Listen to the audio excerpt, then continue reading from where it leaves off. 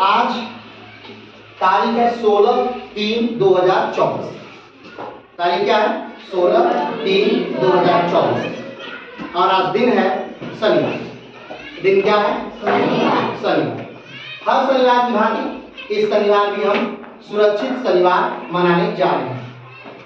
सुरक्षित शनिवार का मतलब आप जानते हैं, क्योंकि आप हर शनिवार मनाते हैं तो आप मतलब जानते हैं। सुरक्षित शनिवार का अर्थ होता है कि आप उस शनिवार को कुछ ऐसी चीज को सीखें, कुछ ऐसी चीज को जानें जिसके बारे में आप नहीं जानते और जिस चीज से आप आम रोजमर्रा के जीवन में उसका प्रयोग भी क्या कर सकते।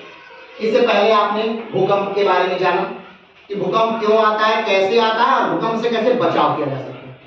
भगदड़ के बारे में भी आपने जाना कि भगदड़ क्यों होता है, कैसे होता है और भगदड़ में हमें कैसे स्वयं को बचाना है और कैसे अपने परिवार की रक्षा करना है। ठीक है, उसी प्रकार आप हर शनिवार को कुछ न कुछ नया क्या करते हैं, जानते रहते हैं। आज की शनिवार को हम जिस चीज को जानेंगे वो है क्या? डायरिया। वो क्या है? डायरिया। तो आइए हम डायरिया के बारे में विस्तार से जानते हैं। तो सबसे पहली बात कि डायरिया क्या है। तो क्या कोई बालक बता सकता है कि डायरिया क्या है? चलिए कोई बात नहीं, लेकिन ये मत सोचिएगा कि आप डायरिया नहीं जानते। आप डायरिया जानते हैं लेकिन नाम डायरिया शायद न जानते हैं। आप इसे दस्त जानते हैं? जानते हैं दस्त? नहीं जानते। जानते हैं? कोई जानता है? आप चलिए कोई बात नहीं, आप दस्त नहीं जानते तो फिर से आप इसे नए शब्द के रूप में जानते होंगे। पेट खराब होना समझते हैं? एकदम सब समझते हैं ना। और हम 100% श्योर है कि आप ये जानते हैं कि पेट खराब क्यों होता है। कौन बालक है जो जानता है कि पेट क्यों खराब होता है, क्यों पतली टट्टी होने लगती है बार बार? कौन बालक बताएगा? हाँ हाथ भाई बता देंगे। वेरी गुड, खड़े होइए बताइए। खराब हो जाता है। बहुत अच्छी बात, एकदम सही बात। वेरी गुड, बैठ जाइए। बड़ी आंत में प्रॉब्लम आ जाती है और हमारी बड़ी आंत पानी को सोखना क्या कर देती है? बंद कर देती है। इससे हमें पता चलता है कि हम किसके शिकार हो गए हैं? डायरिया के शिकार हो गए हैं। तो बात ये आती है कि ये बड़ी आंत क्या है। तो आप लोग ये सब भी जानते हैं, बड़ी आंत क्या है, कैसे, सब जानते हैं। तो आइए भोजन को एक बार शुरू से लेके अंत तक की एक बार व्याख्या करते हैं। ठीक है, हम नहीं बताएंगे, हम बस आपसे पूछेंगे, आप बताएंगे। सबसे पहले हम भोजन को कहाँ खाते हैं? एकदम सही जवाब, लेकिन हाथ खड़ा करना है। ऐसे बोलेंगे तो समझ नहीं आएगा। भोजन को हम मुंह में खाते हैं। फिर मुंह में क्या होता है, कौन बताएगा? हाँ चलिए बोलिए। सही जवाब।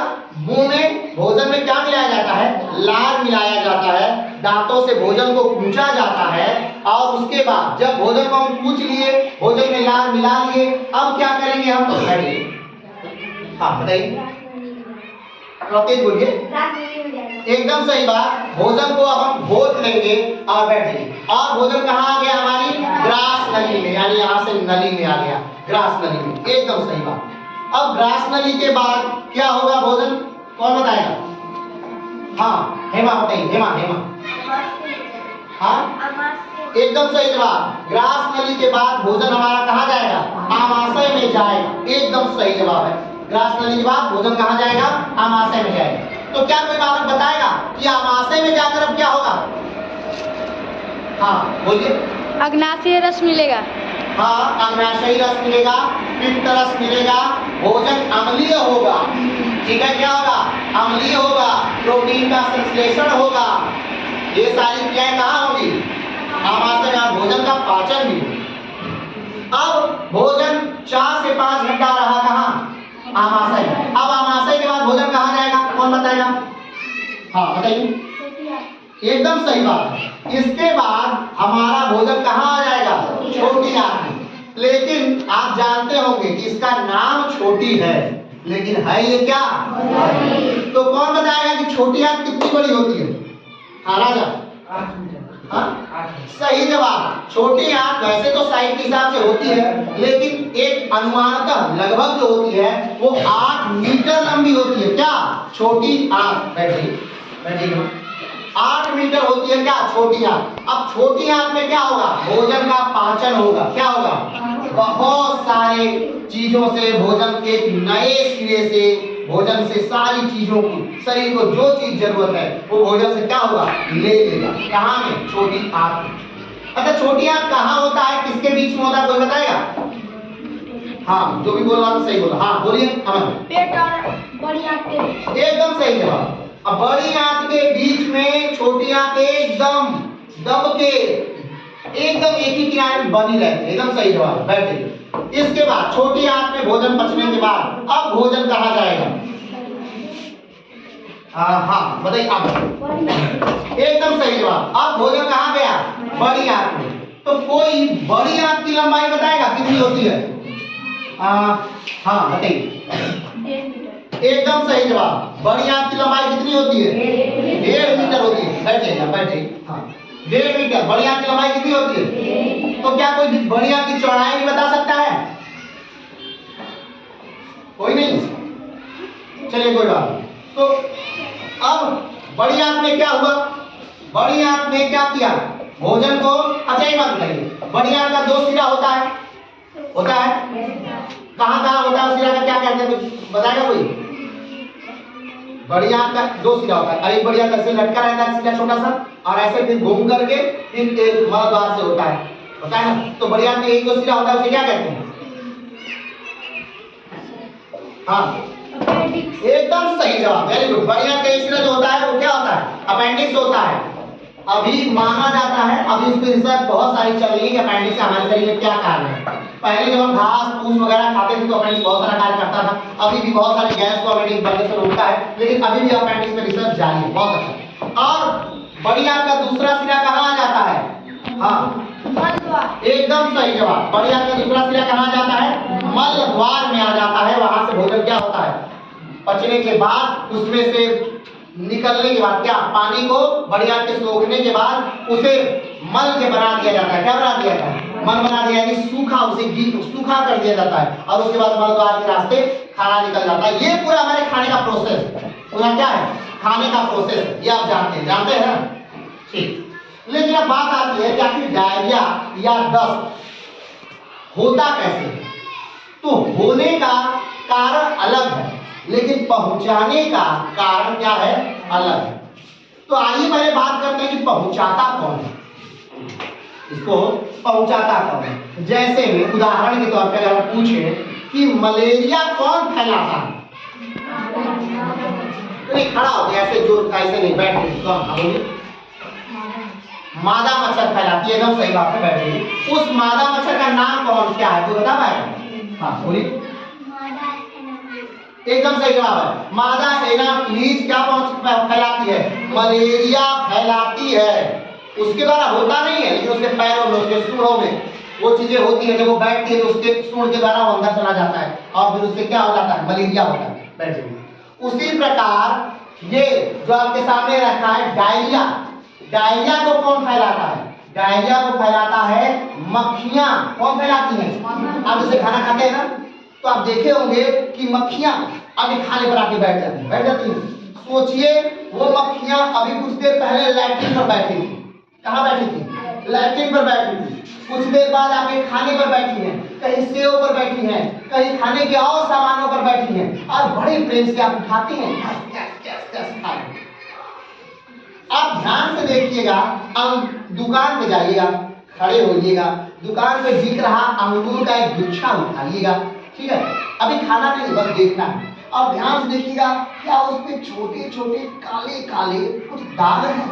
बहुत छोटे छोटे, सारे अंगूरों के गुच्छों पे होंगे। पता है वो क्या है? वो मक्खियों की लैट्रिन है, जिसे आप बड़े चाव से अंगूर घर पे आया, पापा मम्मी अंगूर लेकर आए, तो क्या करिए? खट से अंगूर उठा लिए और तोड़ तोड़ के खट से खाने लगे। धुले उसको? नहीं धुले। सारा मक्खियों की टट्टी को क्या किए? खा गए। तो उसको फैलाता कौन है? मक्खियां फैलाती हैं। कौन फैलाता है इसको? डायरिया को फैलाता कौन है? मक्खियां। लेकिन अब बात ये आती है कि क्या डायरिया मक्खियों की वजह से होता है? तो बात नहीं, मक्खियों की वजह से नहीं होता। एक वायरस होता है, नाम उसका होता है रोटा वायरस। मक्खियों के पैरों में होता है। कहाँ होता है? पैरों में होता है, सूढ़ों में होता है, कभी कभी उसकी लैट्रिन में भी होता है।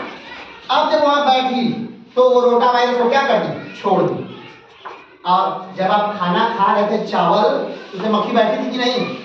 भले आपने हटाया लेकिन मक्खी बैठी थी ना? बस बैठी। तो वो अब क्या की? वहां पे उसने रोटा वायरस छोड़ा। वहां क्या किया? रोटा वायरस छोड़ा और आपने बड़े मजे से रोटा वायरस को खाया। तो रोटा वायरस आपके पेट में जाता है। कहाँ जाता है? पेट में जाता है और आपकी आंतों में, यानी आपकी बड़ी आंत में क्या करता है? सूजन कर देता है। क्या कर देता है? सूजन कर देता है। और जब आपकी बड़ी आंतों में सूजन हो जाता है तब आपकी बड़ी आंत कार्य करना क्या कर देती है? बंद कर देती है। और पानी का अवशोषण करना क्या कर देती है? बंद कर देती है। और तब आपका जो लैट्रिन होता है वो कैसा होता है? एकदम पानी जैसा होता है और बार बार आपको जाना पड़ता है। ठीक है, अब आप सोचिए सर बार बार अगर जाना भी पड़ता है तो उससे क्या दिक्कत है? हम बार बार चले जाएंगे, क्या करेंगे? बार बार चले जाएंगे। लेकिन इससे दिक्कत है क्या? कि आपके शरीर का सारा पानी क्या होता है? निकल जाता है। आपके शरीर का क्या होता है? सारा का सारा पानी आपके मल द्वार के रास्ते से क्या होता है? निकल जाता है। तो आप कहेंगे सर अगर निकल भी जाता है तो इससे क्या दिक्कत है? इससे दिक्कत है। इससे दिक्कत ये है कि अब आपको कि शरीर में पानी की कमी हो जाएगी। और पानी की कमी को क्या कहते हैं? डिहाइड्रेशन। क्या कहते हैं? डिहाइड्रेशन। और पानी की कमी होगी जिससे आप बहुत सुस्त हो जाएंगे, कमजोर हो जाएंगे और हो सकता है आपकी मृत्यु भी कारित हो जाए। अब जाने जाने जो डायरिया है यानी जो 10 में बच्चों को ही होता है। क्यों? क्योंकि वो बिना हाथ धोए खाते। तो ये तो हम समझ गए कि डायरिया होता क्यों? समझ गए ना? क्यों होता है? रोटा वायरस से होता है। कौन फैलाता है? मक्खियां फैलाती हैं। किस चीज के खराब हो जाने से हो जाता है? बड़ी आंत में खराब होने से होता है। क्या हो जाता है बड़ी आंत में? सूजन हो जाती है बड़ी आंत में। डायरिया में होता क्या है? आखिर क्या बीमारी क्या होती है डायरिया में? क्या है डायरिया बीमारी में? क्या होता है? हाँ, अरे आपके जो लैट्रिन है वो कैसा होता है? पानी जैसा होता है। क्या होता है? पानी जैसा होता है और बार बार आपको जाना पड़ता है।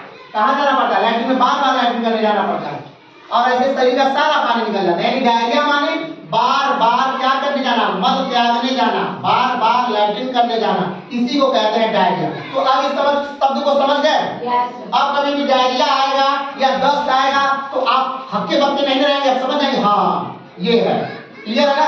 हाँ है ना? वायरस का नाम बताइए। Rota virus. फैलाता कौन है? मक्खियां फैला दी, रोटा वायरस नाम हो गया। ठीक है, क्लियर है? चलिए अब हम जानते हैं कि बचा कैसे है। अब सबसे अंतिम में तो यही आता है ना, हम किसी चीज को क्यों पढ़ते हैं? हाँ एकदम सही जवाब, बचाव के लिए हम किसी चीज को क्यों पढ़ते हैं? ताकि हम उससे क्या हो सके? बच सके, उससे बचाव कर सके, इसलिए पढ़ते हैं। तो आइए जानते हैं कि आखिर हम इस डायरिया से और रोटा वायरस से कैसे बच सके। तो कैसे क्या करना है हमको, ये पहली बात है। सबसे पहले कोई भी चीज हमें मिले, अंगूर मिले, सेब मिले या अभी तो गर्मी के दिन में क्या मिलेगा?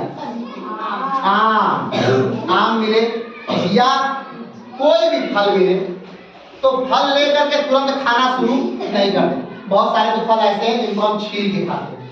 सही बात है? तो उसमें रोटा वायरस होने का कोई प्रश्न है ही नहीं। मक्खियां बैठी हुई है तो बाहर बैठी है, अंदर छीलने की बात तो है नहीं, तो उसको आप खा सकते हैं छील के तुरंत ही। लेकिन ऐसे फल जिनको आप क्या खाते हैं? काट कर खाते हैं, जिसको छीला नहीं जाता, जैसे सेब, जैसे अमरूद, नाशपाती, अंगूर, इन सारे फलों को खाने से पहले अनिवार्य तौर पर धोना है।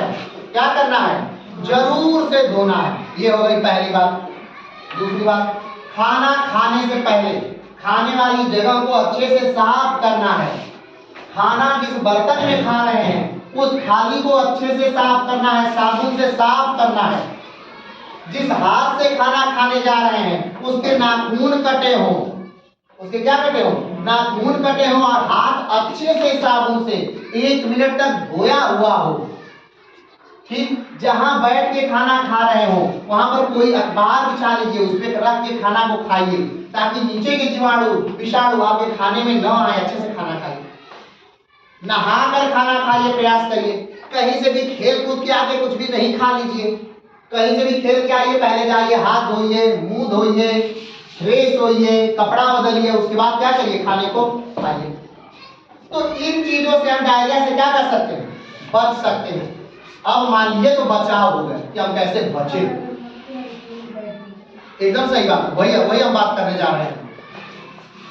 ये तो बातें हो गई कि कैसे हम बचे, हम डायरिया ना हो, ये कैसे हम करें। तो ना हो, ज्यादा से ज्यादा सफाई का ध्यान रखेंगे, डायरिया हमें नहीं होगा। मक्खियों के लिए घर में फिनाइल से अच्छे से घर को पोंछ दें, फिनाइल मार दें तो मक्खियां कम से कम आती हैं। और अगर मक्खियां फिर भी आती हैं तो घर को ज्यादा से ज्यादा साफ रखने का प्रयास करें, तब मक्खियां नहीं आएंगी या कम आएंगी। आगे बात करते हैं। मान लीजिए डायरिया आपको हो ही गया, क्या हो गया, डायरिया हो ही गया, तब क्या करेंगे। तब पहला कार्य नॉर्मल पानी लगातार पीते रहना है। क्या करना है, नॉर्मल पानी, गर्म नहीं और ठंडा भी नहीं। ये बात ध्यान रखना है, गर्म भी पानी नहीं पीना है और ठंडा भी पानी नहीं पीना। कैसा पानी पीना है, नॉर्मल पानी पीना है। लगातार पीते रहना है, लगातार मतलब कि थोड़ी थोड़ी देर में लगातार पानी पीते रहना। लगातार मान लेट्रिन से पानी पीते, फिर पानी पीते, फिर थोड़ी देर में पानी पीते, फिर थोड़ी देर में पानी, लगातार पानी पीते रहे। ऐसा ना होने दीजिए कि अपने शरीर का पानी कम हो जाए।